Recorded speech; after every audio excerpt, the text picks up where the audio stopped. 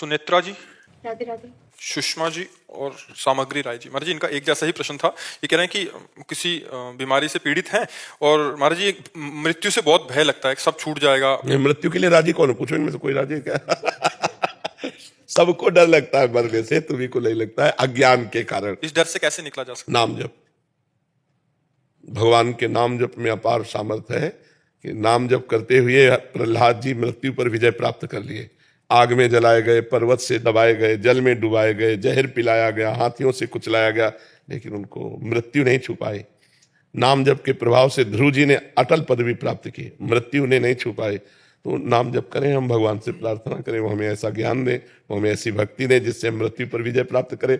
नहीं, कोई आनंदित थोड़ी मृत्यु के लिए कि आ जाओ मृत्यु, वाह, जैसे ब्याह में आनंदित होते ऐसे मृत्यु के लिए आनंदित हो, कोई आनंदित नहीं। मरने से सब जग डरा, मेरो मन आनंद, कब मरी हो कब भेटी हो पूरन परमानंद। तो अभी आपका मृत्यु सब छुड़ा देगी, और हमारा ज्ञान ने सब कुछ छुड़ा दिया, तो मृत्यु के लिए छुड़ाने को कुछ रह ही नहीं गया। तो इसलिए मृत्यु भयावा नहीं। मृत्यु भयावा क्यों लगती है? क्योंकि हमारा सब कुछ छूट जाएगा, हमारा शरीर छूट जाएगा, हमारा पति छूट जाएगा, इस बात का भय है। और ये पहले ही छूटा हुआ तुम्हारा था ही नहीं, माया के द्वारा ये अज्ञान केवल प्रकट हो गया कि मैं हूं। इसलिए भजन करो, तब अध्यात्म ही मृत्यु से बचा सकता है, दूसरा कोई नहीं। मौत तो महबूबा है, साथ लेकर जाएगी। हाँ, वो भी साथ नहीं ले जाती, वो साथ थोड़ी जाती है, वो केवल शरीर छुड़ाती है, वो हमारे साथ नहीं जाएगी। मृत्यु साथ नहीं देती। मृत्यु का काम है केवल शरीर ट्रांसफर करना। शरीर छुड़वा दिया, इसके बाद जीव कर्मानुसार अपने स्वर्ग या नरक गया, वहां भोग भोगा, फिर नए शरीर को धारण किया। मृत्यु हर समय साथ नहीं रहती, उसका समय होता है। नहीं कहते समय आएगा तो अब मृत्यु आ जाएगी और आप मर जाओगे, नहीं, तो समय पे वो होती है। वो कोई अनेक नहीं है, वो एक है, वो परमात्मा स्वरूप मृत्यु है। और करोड़ों जीव की एक ही समय में मृत्यु हो रही है, करोड़ों जीवों की, जीव जंतु मनुष्य सब मिला एक ही समय। वो परमात्मा स्वरूप शक्तिशाली है, वो एक ही सेकंड में करोड़ों को जाना ना, करोड़ों रूप धारण करके करोड़ों को मार देगी। कहीं बुखार रूप, कहीं हार्ट अटैक रूप, कहीं कुछ रूप, कहीं कुछ रूप रख के सबको। महाराज जी, मेरी सिस्टर है 43 ईयर्स की, अभी आई हुई है जी। तो उसका जो 43 ईयर्स 43 साल की होने के बाद भी वो बच्चा ही है, मतलब स्वभाव से स्वभाव, वो मन भी बच्चा ही है। हाँ, पूर्व जन्म के संस्कार के अनुसार। राधे राधे। अच्छा, कितनी अवस्था है? 43 साल की है। अच्छा अच्छा, तो इसका मन जो स्थिति है वो भी बच्चों की तरह ही है, वो बच्चों की तरह व्यवहार करती है। जय वृंदावन की जय। मास्क हटाओ, आप मास्क हटाओ। वृंदावन की जय। वृंदावन की जय। हाँ, वृंदावन। एक चुनरी श्री जी की छोटी सी बरसाने की देव श्री जी। आप अच्छे इसका उद्धार हो जाएगा महाराज। आप नाम जप कर सकते हो? राधा राधा कहते हैं बोलो, राधा राधा। राधे राधे। हाँ, बहुत बढ़िया। क्यों नहीं, अगर नाम जप करे तो मंगल हो जाएगा। नाम जप करने से ओढ़ लो, ये श्री जी की चुनरी ऐसे ओढ़ लो। महाराज जी, जैसे आप मृत्यु की बात कर रहे थे अभी, और सुबह भी आप सत्संग में विस्तृत वर्णन किया मृत्यु का और अपनी स्थिति का वर्णन कर रहे थे महाराज जी। वैसे ही महाराज जी, जैसे कबीरदास जी महाराज जी के मरने से सब जग डरा, मेरो मन आनंद, तो महाराज जी ऐसे क्या सब और भी शास्त्रों में वर्णन करते हैं आप? तो सबका एक स्थिति में जाके महापुरुषों का चित्त का एक ही जैसी स्थिति हो जाती है, मृत्यु से भय खत्म हो जाता है।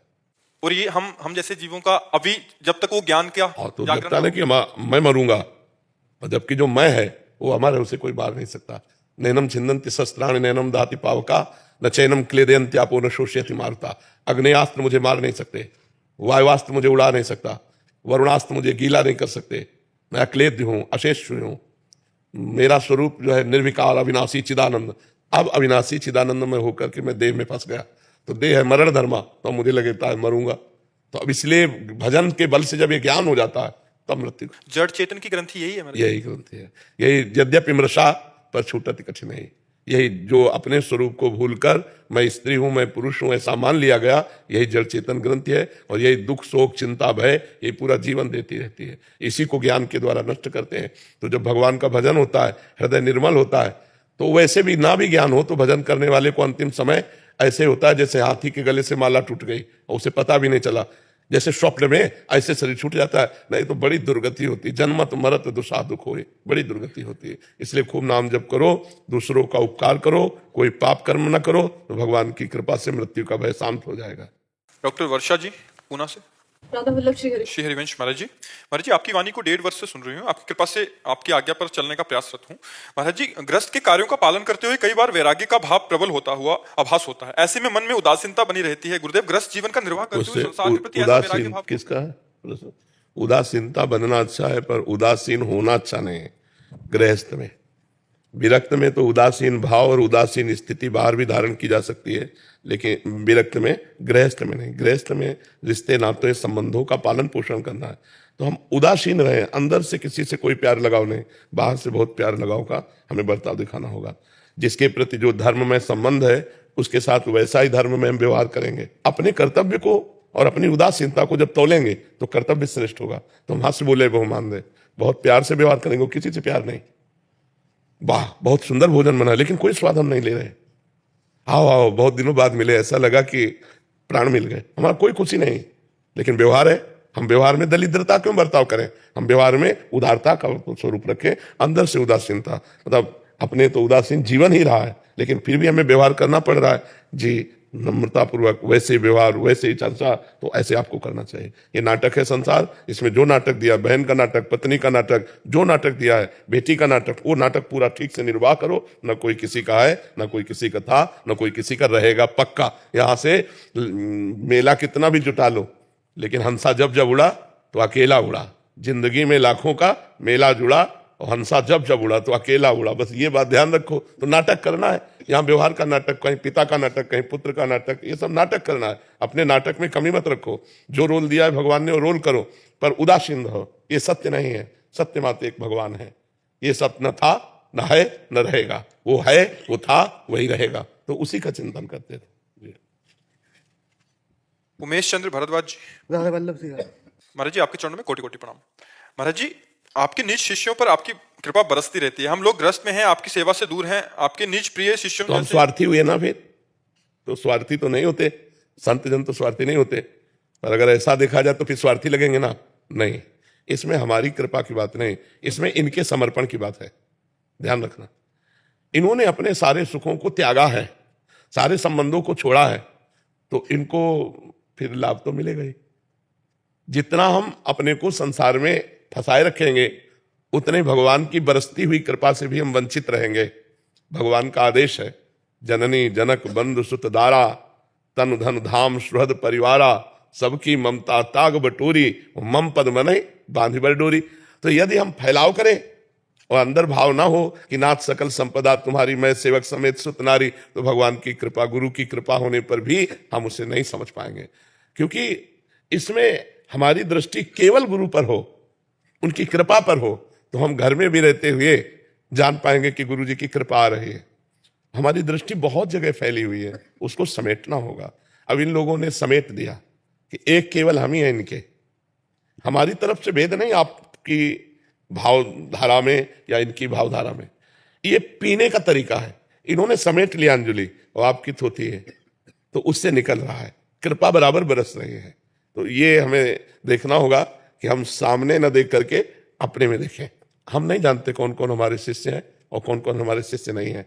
कभी हमारी दृष्टि में यह भेद नहीं होगा शिष्य या अशिष्य का। अगर अधिकारी है तो शिष्य से ज्यादा बिना शिष्य बने वाला माल लूट ले जाएगा। ये भी बात समझो।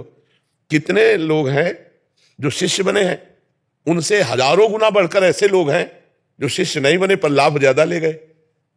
तो अगर हम केवल शिष्यों को ही देते होते या संबंधों को ही देते होते तो भी बात थी। यहां तो खुला बरस रहा है, पीने वाला का अंजुलि कितनी पक्की है, बस ये बात है।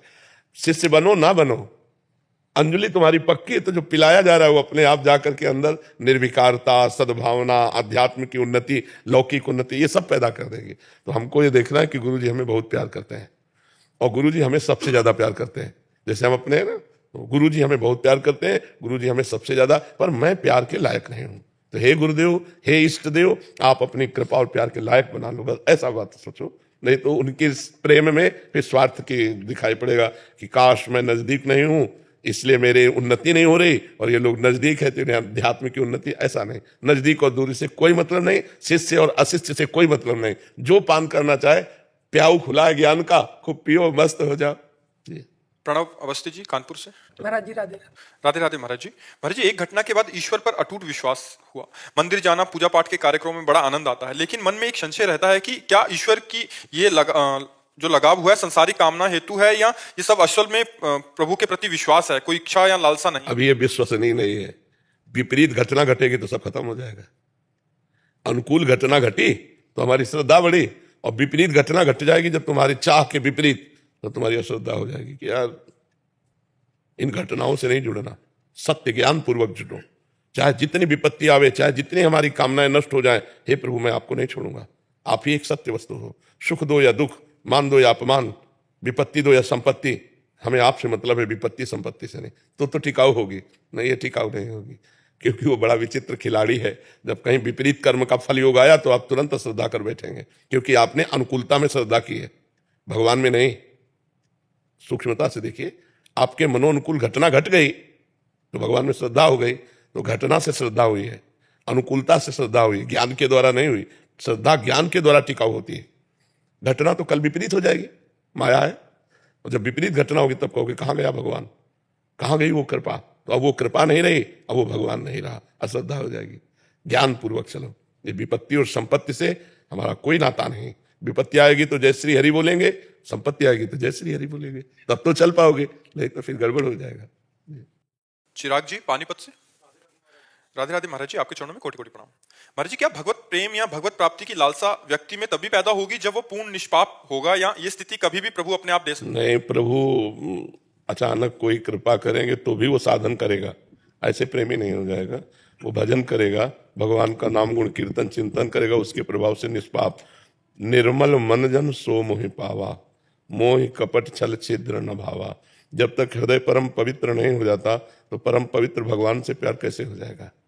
देखो, कुछ आचरण सुधरे तब तो भगवान के भक्तों के समीप जाने की हिम्मत आई, मन बना। नहीं, यहाँ आ भी नहीं सकते आप, आने का मन ही नहीं होगा आपको। अगर आने की इच्छा उत्पन्न हुई तो समझो हृदय पवित्र हो रहा है, और भगवान के मिलन की इच्छा हुई तो समझो हृदय परम पवित्र हो रहा है। अगर पापी पुरुष है तो भगवान का भजन भक्तों का संग अच्छा ही नहीं लगेगा। जो पे दुष्ट हृदय सोई होई, मोरे सन्मुख आव किसोई। अगर दुष्ट हृदय है वो भगवान के सन्मुख होगा ही नहीं। पवित्र हृदय में ऐसी भावनाएं जागृत होती है। समझ रहे? सोनिया जी, श्री हरिवंश महाराज जी, आपके चरणों में कोटि कोटि प्रणाम। महाराज जी, हम कृपा का आदर कैसे करें तथा हम कृपा पात्र कैसे बन सकते हैं? पहले तो कृपा पात्र बनने के लिए मन वचन कर्म से चतुराई छोड़कर हम भगवान के नाम का जप करें तो हम कृपा पात्र बन जाएंगे। गोस्वामी तुलसीदास जी कह रहे हैं, मन क्रम वचन छाड़ी चतुराई, भजत कृपा करी है रघुराई। मन से वचन से कर्म से छल कपट का त्याग करके यदि हम नाम जप करें तो हमारा हृदय भगवत कृपा पात्र बन जाएगा। कृपा तो भगवान के हेतु की है।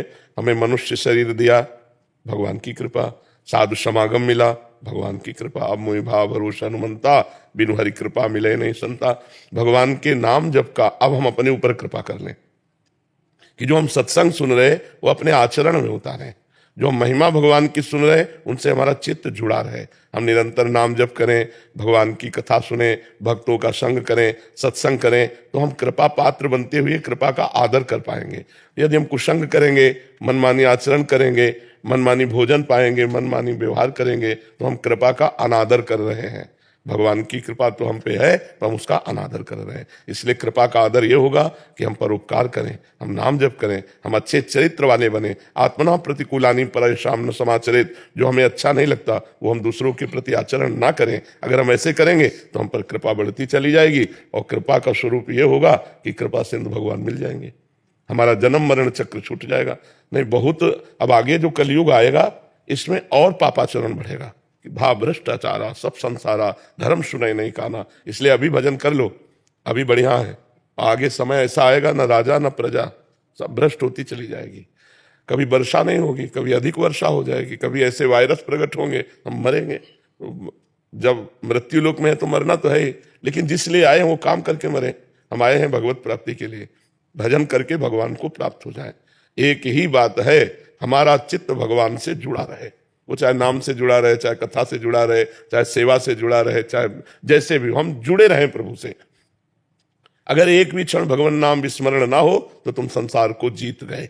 भजन छूटा तो सब फिर ज्ञान विज्ञान उधारा रह जाएगा। एक कोने में भगवान की बहुत बलवती माया है। भगवान ने बड़ी कृपा की, 84 लाख योनियों से हमें बचा करके मनुष्य जीवन दिया। संस्कृति मांझ बरियाई के पायो, मानुष देह वृथा कत डारत। सेवक जी महाराज कह रहे हैं, संस्कृति चक्र को रोक दिया हरि ने और बीच से हमें निकाल के मनुष्य बना दिया। अब हम अपना उद्धार कर लें। नहीं, हम सुअर कुत्ता बन के थोड़ी उद्धार करेंगे। हम ही लोग हैं ये मत समझो कि हम लोग नहीं, हम ही लोग हैं, हम ही लोग हैं।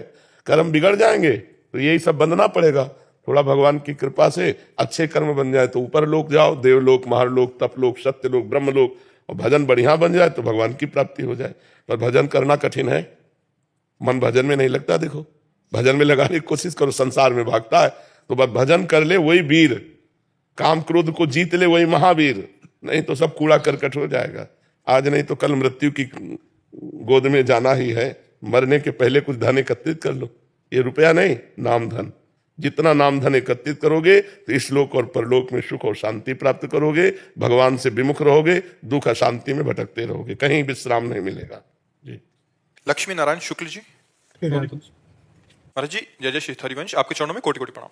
महाराज जी, वो सत्य क्या है जो भाषित होते हुए भी प्रतिभाषित नहीं होता, अर्थात दृश्य होकर भी अदृश्य सत्य कभी भाषित नहीं होता, सत्य कभी भाषित नहीं होता, माया का भाष होता है। सत्य तो त्रिकाल सत्य है, ना सतो विद्यते भाव, ना भाव विद्यते सता। सत्य को भाषित नहीं कहते, माया को भाषित कहते हैं। सत्य विद्यमान है, था, रहेगा। माया ना थी, ना है, न रहेगी। किसका प्रश्न है? ना सतो विद्यते भाव, ना भाव विद्यते सता। सत्य का कभी अभाव नहीं। तो भासमान होना और है, इसमें अंतर माना जाता है। जैसे सृष्टि भास रही है नहीं। भगवान है पर वो भास नहीं रहे।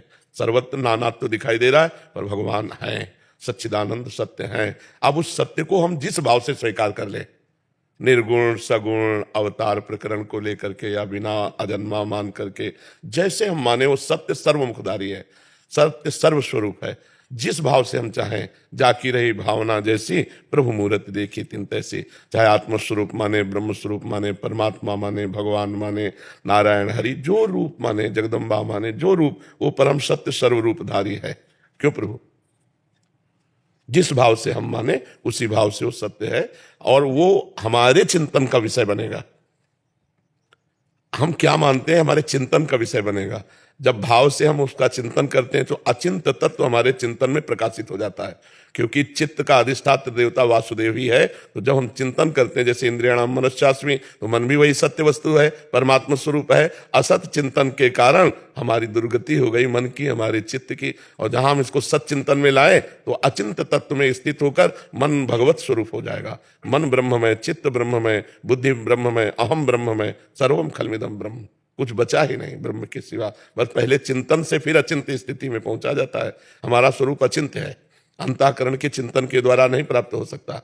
तो सत चिंतन के द्वारा असत चिंतन का त्याग और फिर सत चिंतन में भी विश्राम, तो सहज स्वरूप प्रकाशित हो गया। शंकर सहज स्वरूप सम्हारा, लाग समाधि अखंड पारा। स्वरूप आनंदमय है। जब तक डट के भजन नहीं होगा, सच्चिंतन नहीं होगा, तब तक बात नहीं बनेगी। देह भाव से हमारा स्थूल सूक्ष्म कारण से संबंध हटे। पहले हम बैठे हुए इसी में हैं और अपने को देह मान रहे। स्थूल सूक्ष्म कारण स्वभाव से परिपक्व हो गया है कि हम मनुष्य हैं, हम देह हैं। ये देखो, उठते बैठते जागते हर समय बैठा हुआ है ये भाव नष्ट हो जाए तो फिर खाता पीता चलता उठता बैठता हुआ भी वो कुछ नहीं करता। अकर्ता, अमना और अचिंत्य। समझ पा रहे आप प्रभु जी? चिंतन करते हुए भी जी, वो दृष्टिगोचर प्रकाश पुंज क्यों नहीं होता फिर? क्योंकि वो सतत चिंतन नहीं हो रहा। इसको आप कसौटी पे कसिए, सतत चिंतन नहीं हो रहा।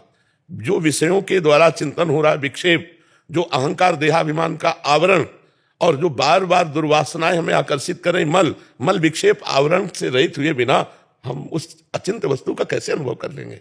उसके लिए हमें साधना चाहिए ना। लोक परलोक के भोगों से वैराग्य, इंद्रियों का दमन, मनोनिग्रह, तितिक्षा, श्रद्धा, समाधान, मुमुक्षुता, तब हम उस वस्तु को समझ पाएंगे। केवल वो बातों से तो समझ में आने वाली है नहीं। नायमात्मा प्रवचन न लभ्या न मेधया न बहुना तुरते न बहुत प्रवचन करने वाले को बोध होता है, न बहुत प्रवचन सुनने वाले को होता है, न बहुत बुद्धिमान को होता है। जो आत्म तत्व का वर्णन कर लेता है। अभी हमारे वर्ण में बहुत कुछ है, स्त्री पुत्र संसार सुख सामग्री मान प्रतिष्ठा, और भजन भी हो रहा है। किसी किसी का तो भजन एक साधन होता है, साध्य संसार विषय होते हैं।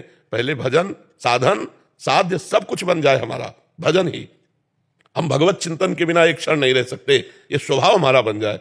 यह रूपरिमोहि सहज स्वभाव, श्री हरिवंश नाम रस जाओ, नाव सुदृढ़ भव तरन को। हर समय जो भगवान का नाम प्रिय हो। देखो, सनक सनंदन सनातन सनत कुमार जैसा कोई महायोगी नहीं, अद्वितीय योगी हैं, हर समय हरिशरणम हरिशरणम हरिशरणम।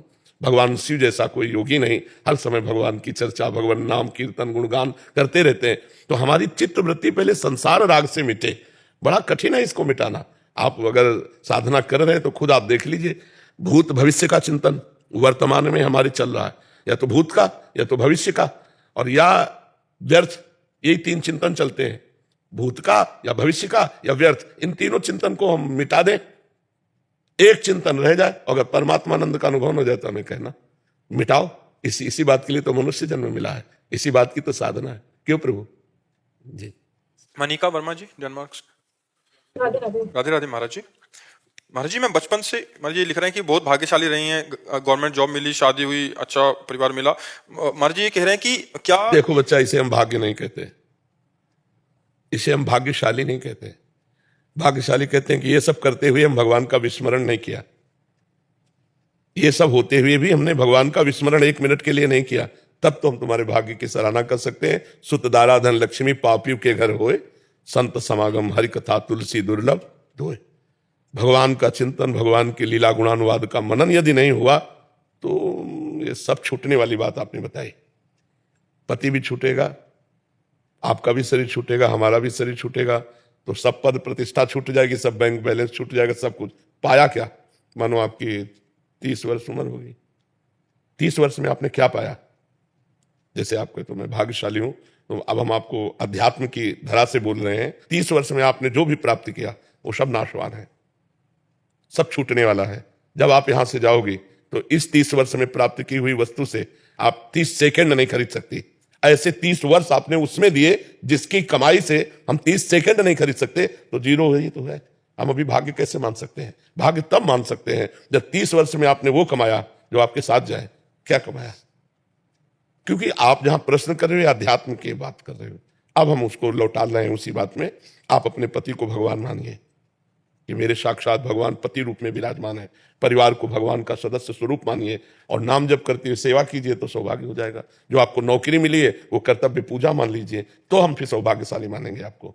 नहीं तो जिन हरि भगत हृदय नहीं आनी, जीवित सब समान ते प्राणी। वो हमारा मृत्यु तुल्य समय नष्ट हो रहा, मुर्दे के समान। यदि भगवत स्मरण नहीं हो रहा, भगवत चिंतन नहीं हो रहा, भगवत लीला कथा में अनुराग नहीं, भगवान के चरणों में प्रेम नहीं, तो फिर कोई खास बात। महाराज जी कह रहे हैं कि करना पड़ेगा खुद से या भगवान देंगे? क्या प्रयास करना पड़ेगा। भगवान की कृपा से जैसे आप सुन पा रहे हैं, तो अब आपको नाम जप करना है, आपको भगवत कथा सुननी, घर में ठाकुर जी विराजमान करके उनकी सेवा करनी, ये आपको करना पड़ेगा। मन ना लगे तो कोई फर्क नहीं पड़ता। आग को मन से छुओ तो जल जाओगे, बिना मन से छुओ तो जल जाओगे। आग में दाहिका शक्ति अपना प्रभाव करती है। ऐसे भगवान मंगल भवन है। भाव कुभाव अनख आलसहु, नाम जपत मंगल दिशि दसो। मन लगे या न लगे, तुम्हारा परम कल्याण हो जाएगा। भगवान में आप कैसे भी जुड़ो तो मन तो लगी जाएगा, जाएगा कहाँ?